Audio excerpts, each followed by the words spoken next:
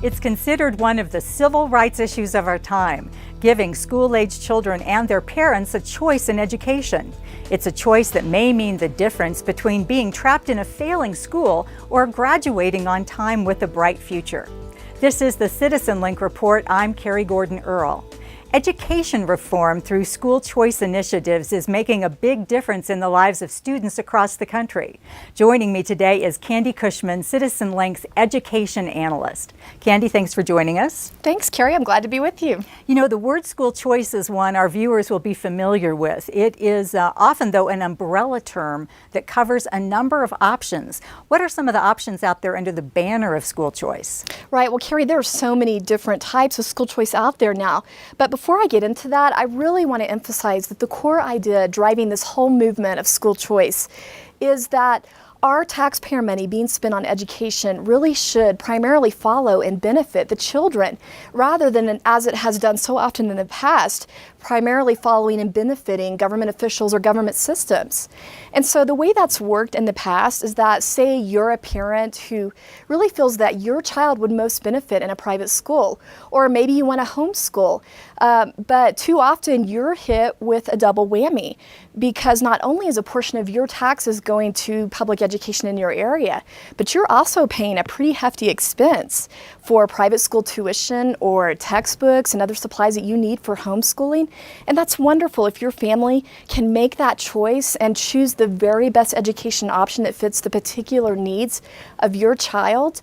But Carrie, the fact is there are thousands of families out there that just don't have that option, especially in these difficult economic times that we're facing.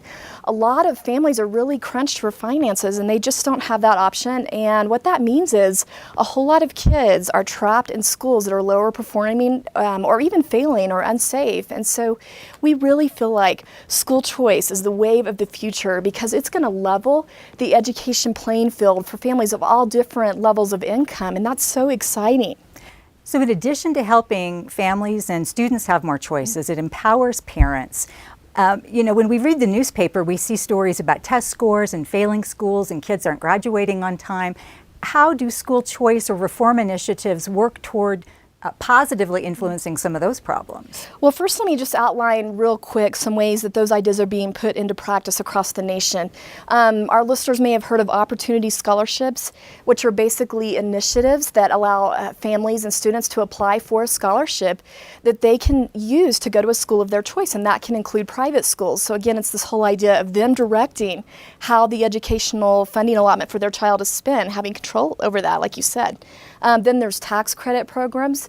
That involves corporations and individuals being able to get a tax credit if they donate to one of these scholarship granting organizations that's making these opportunities available for other families. And then we really should mention that there's lots of choice in public school arenas. Online schooling is really growing fast now.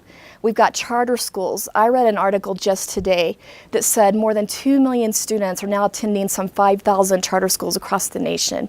And we can explain how charter schools work a little bit. Basically, they have more freedom from government regulation in exchange for being more accountable. So what that really means is that they can be more easily closed if they're not doing a good job educating kids. And it also means that the charter school leaders or charter school principals, when they're in the classroom, they can more easily let go of a teacher that's not doing a good enough job teaching kids. They have more control of trying to meet classroom needs immediately instead of having to cut through all this red tape.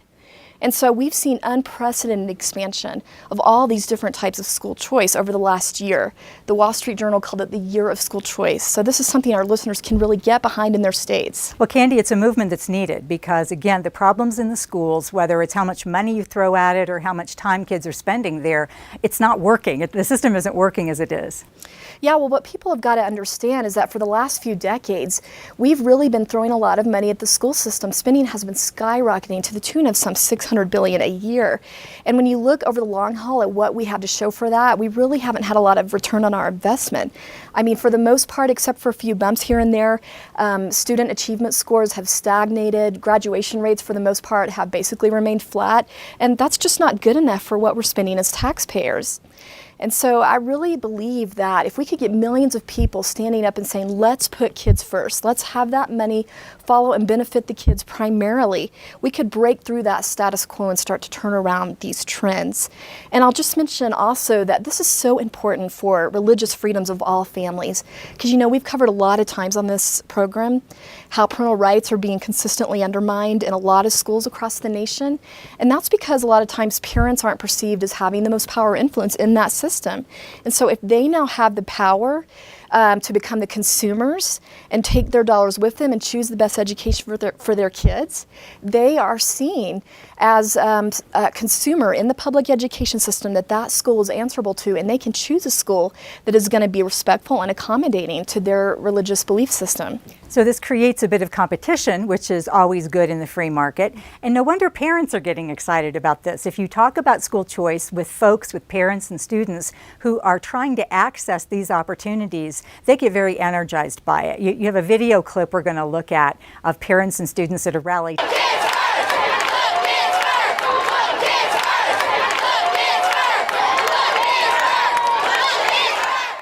I credit this program with my success. The Opportunity Scholarship Program must continue. There's no if, and, or but.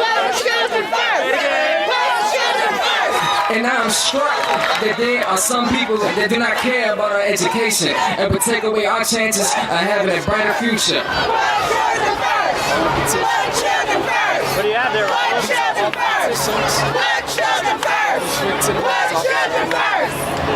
We are the future at DC, and we need to be nurtured and guided in the right direction toward a positive future.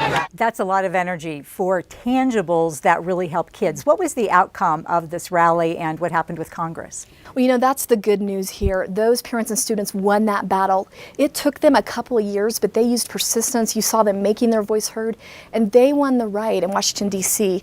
to control how to apply for opportunity scholarships, to be able to have a say in what kind of education their children are getting, and to be able to make the best choice for their children.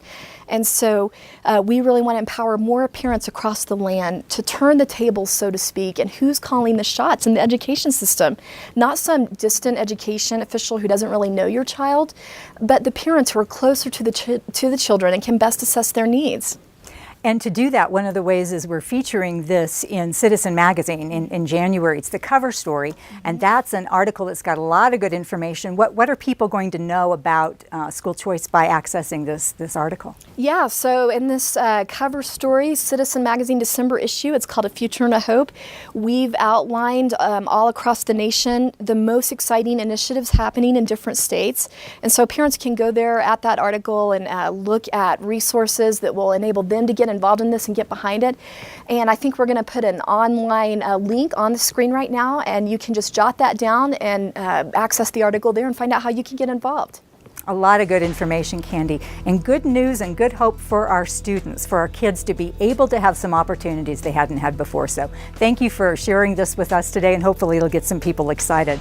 And thanks to all of you who contact us with your thoughts and your reactions and your encouragement to our program. You can always let us know what you're thinking by emailing us at mail@citizenlink.com. That's mail@citizenlink.com. So thank you for joining us, and remember, stand tall and be heard.